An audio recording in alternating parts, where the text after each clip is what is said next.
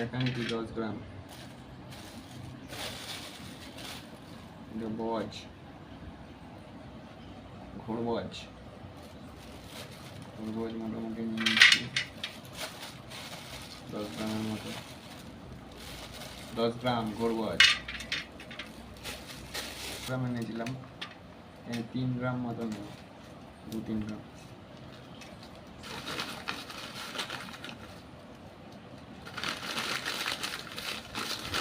এটা আউবেল, ভালো করে আউবেল, এটা নেব 5 গ্রামের মতো।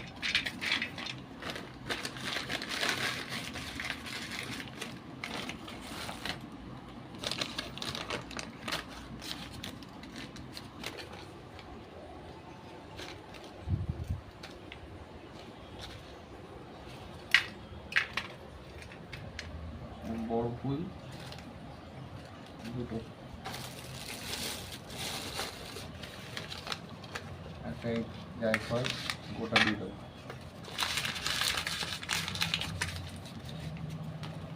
জায়ফল গোটা,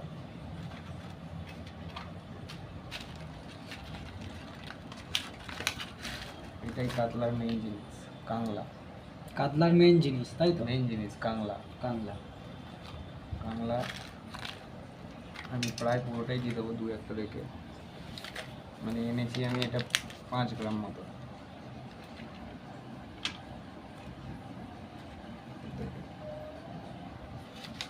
ডাঁটিগুলো ফেলে দেবো।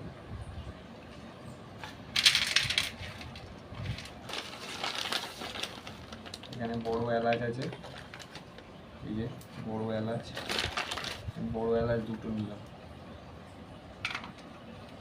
ঠিক আছে। আর এই ফুলটা দেখে নাও, এটা স্টার আনিস, দেখতে পাচ্ছ অনেকটা তারার মতো, দেখো তারার মতো। এই মালটা 3টে, ছোট আছে 4টে, 4টে দেখো ছোট ছোট, 3টেই নিয়েছি বলা যায়। এই ধরনের 2-3 গ্রাম। যে দারচিনি অল্প আছে, আপনারা একটু বেশি দেবেন, এটা আমার মোটামুটি 1 গ্রামও হবে না, আপনারা মিনিমাম 2-3 গ্রাম, 2-2.5 গ্রাম তো দেবেন। দারচিনি আমার একটু কম আছে, আমি পরে গুঁড়ো করে আর একটু মিশিয়ে দেবো।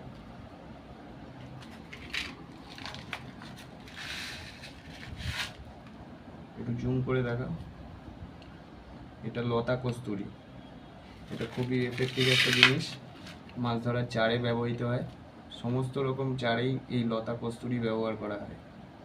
আর আপনারা যাদের যাদের ভিডিও দেখেন অবশ্যই দেখবেন, তাদের মধ্যে কেউ না কেউ লতা কস্তুরির কথা অবশ্যই বলেছে।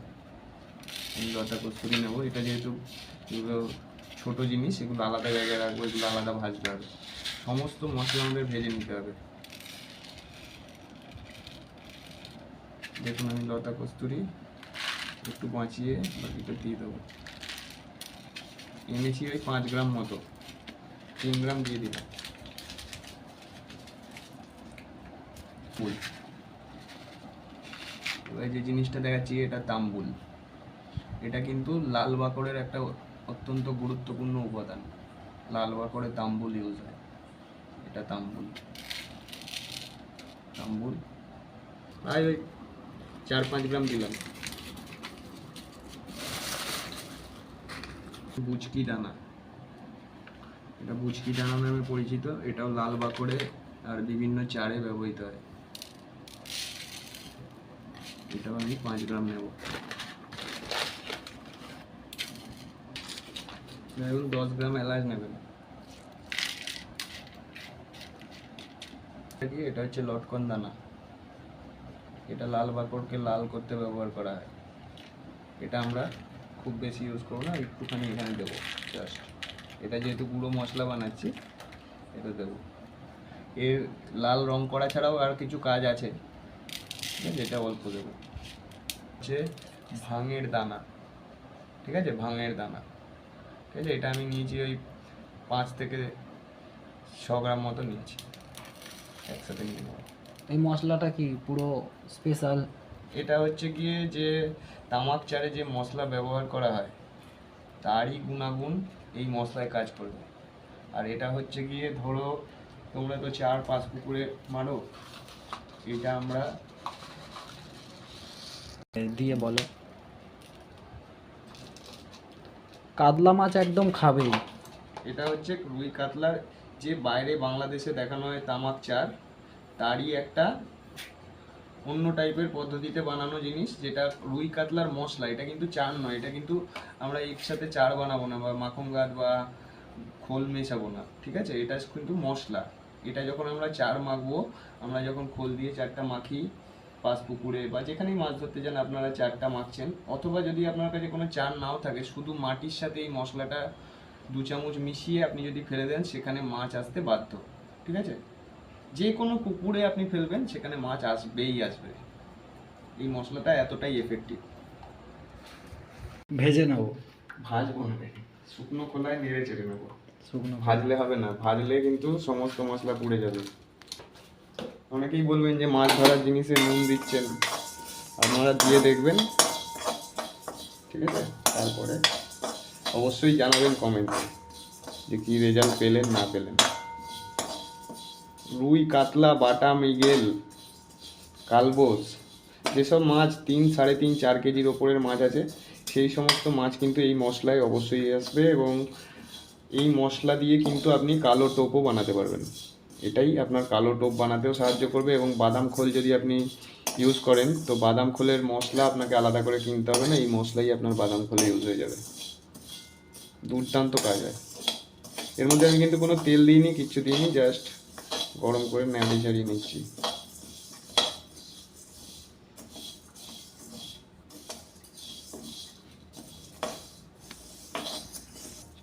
দেখাবে ভিডিও বানিয়ে ওটা ছাড়া যাবে না।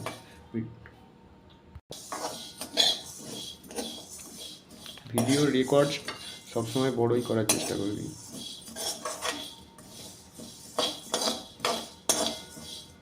ফ্লেভার হেভি হচ্ছে। যেরকম আপনারা ভিডিওটা দেখছেন, আপনারা হয়তো কোনো গন্ধ পাচ্ছেন না, কিন্তু যে ক্যামেরা করছে তাকে আমি জিজ্ঞাসা করবো যে কিরকম গন্ধ পাচ্ছিস ভাই? স্মেল হেভি থাকছে। এটা কিন্তু মোটামুটি গরম হয়ে গেছে, ঠিক আছে? এবার কিন্তু এটা আমাদের নামিয়ে নিতে হবে। সেই জন্য এবারে আমরা যে জিনিসগুলো ভাজবো সেগুলো আপনাদেরকে দেখিয়ে দিচ্ছি। এই যে আমাদের জায়ফলটা আছে, জায়ফলটা একটু ভেঙে নেব। জায়ফল দিলাম,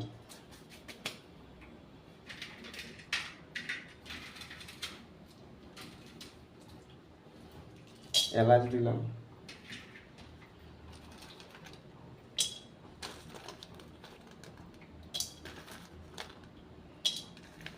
দারচিনি,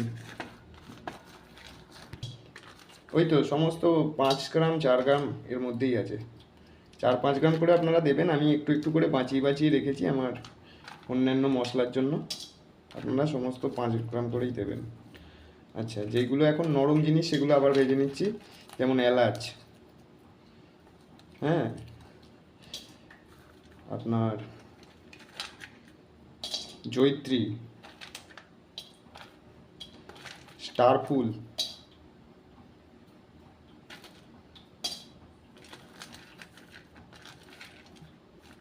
বড় এলাচ 2 পিস, তাই তো? একাঙ্কি, বড় এলাচ 2 পিস। একাঙ্কি কত গ্রাম? বড় এলাচ কিন্তু একদম বেশি দেওয়া যাবে না, প্রচণ্ড ফ্লেভার।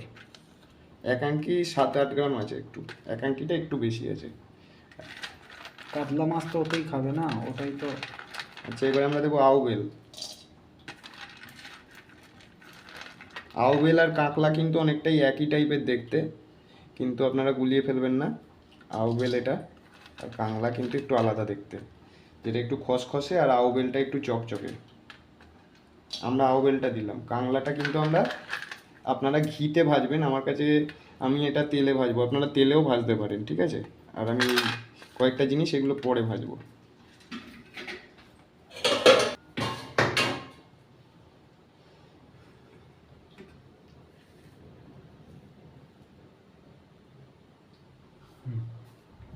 এবারে যে জিনিসটা দেবো এটা জটা মাংসি। জটা মাংসিটা আলাদা ভেজে নেব, আলাদা করব, কারণ এটা একটুখানি আঁশ টাইপের জিনিস, এবং এটা যদি সব কিছুর সাথে ভাজেন তাহলে এটা পুড়ে যেতে পারে।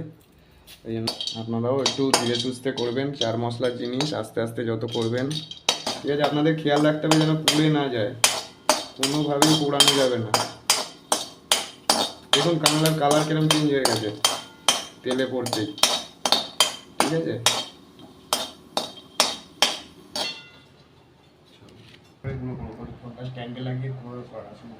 এই যে আমাদের মশলা দেখুন, এই যে পেপারের মধ্যে কিছু মশলা রাখবো। এই যে আমাদের দেখুন হামাল দিস্তাটা, এতে গুঁড়ো আপনাদের করবো যাদের কিছু মিক্সি মশলা। আছে তারা মিক্সিতে গুঁড়ো করবেন, আর যাদের মিক্সি নেই তারা আমাদের মতো হামাল দিস্তায় গুঁড়ো করে নিতে পারেন। দেখুন এতেও কিন্তু খুব সুন্দর গুঁড়ো হয়। আগেকার দিনে কিন্তু মিক্সি ফিক্সি ছিল না, এতেই মশলা গুঁড়ো করা হতো। তো আমরা এতেই গুঁড়ো করবো আজকে, দেখতে দেখুন। এটাই তোলা হবে, খুব কষ্টের কাজ কিন্তু দাদারা, ভালোভাবে দেখবেন।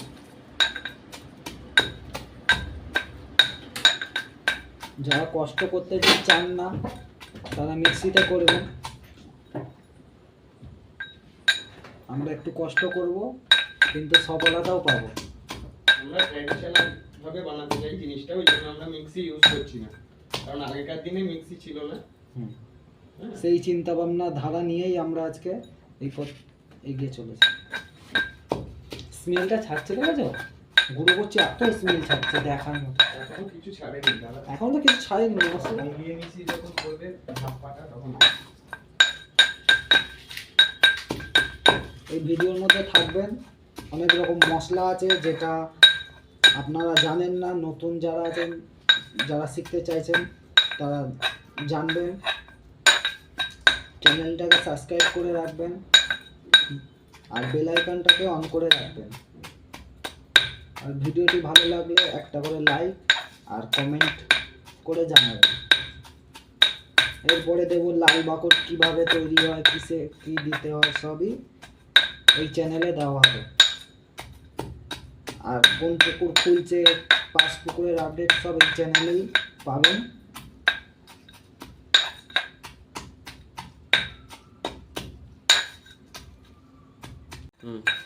বন্ধুরা, এখন আমরা এই মশলা গুঁড়াচ্ছি। আপনারা ভাববেন না যে এটা সন্ধ্যে 6টা বাজে, এখন প্রায় 1:45 থেকে 1টা বাজতে যাচ্ছে। কালকে কিন্তু আমরা এই মাছ ধরতে যাচ্ছি না, যাব আমরা সেই সামনের হপ্তাহে। অনেক কিছু বানাবার আছে, মশলা অনেক, যেটা আমাদের স্পেশাল হাতে মশলা বানানো, ওগুলো সব বানানো হবে। কিন্তু ওটা আমরা তো দিনের বেলা কাজ করি, সে সময় পাই না, ওই রাত জেগে মশলা বানাচ্ছি আর কি। আমাদের মতো মৎস্যপ্রেমী ছাড়া এত রাত পর্যন্ত জেগে কেউ এরকম মশলা বানাবে আপনাদের মনে হয়? তাও একটা আপনারা যারা অবশ্যই এই সময় যারা অবশ্যই জেগে আছেন অবশ্যই একটা লাইক করবেন। যারা এই সময় জেগে জেগে দেখছেন ভিডিওটা, এতদূর দেখে ফেলেছেন, তারা অবশ্যই লাইক করবেন। আর দেখুন প্রচণ্ড পরিশ্রমের কাজ, এটা কিন্তু এখনও সম্পূর্ণ হয়নি, আরও বেশ কিছুক্ষণ সময় আমাদের যাবে। সেই জন্য আমরা ভিডিওটা আস্তে আস্তে করে আপনাদের স্কিপ করে দিচ্ছি, একেবারে গুঁড়ো করে আপনাদেরকে দেখাচ্ছি। এটা সফেদ মাসুর। কি দাদা এটা? এটা সফেদ মাসুর। সপের মাসুর বলে সফেদ মুসলি। সপের মসলি। এটা একটা গাছের শিকড়, তার আচ্ছা। গুঁড়ো আছে আমার কাছে, সেটা দিচ্ছি। আপাতত আমি শিকড়টা দেখাতে পারছি। এটা কতটা হবে? এটা 2 গ্রাম হবে। 2 গ্রাম। আমাদের মশলা মোটামুটি দেখতে পাচ্ছ গুঁড়ো হয়ে গেছে, এটার সাথে এটা মিশিয়ে নিচ্ছি।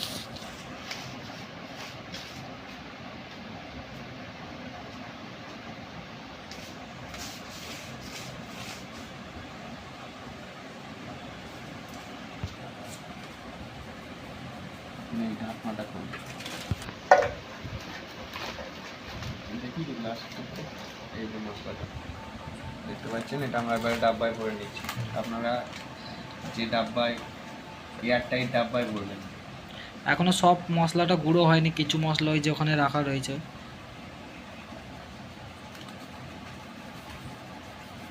এখন ঢেলে নেওয়া চলছে।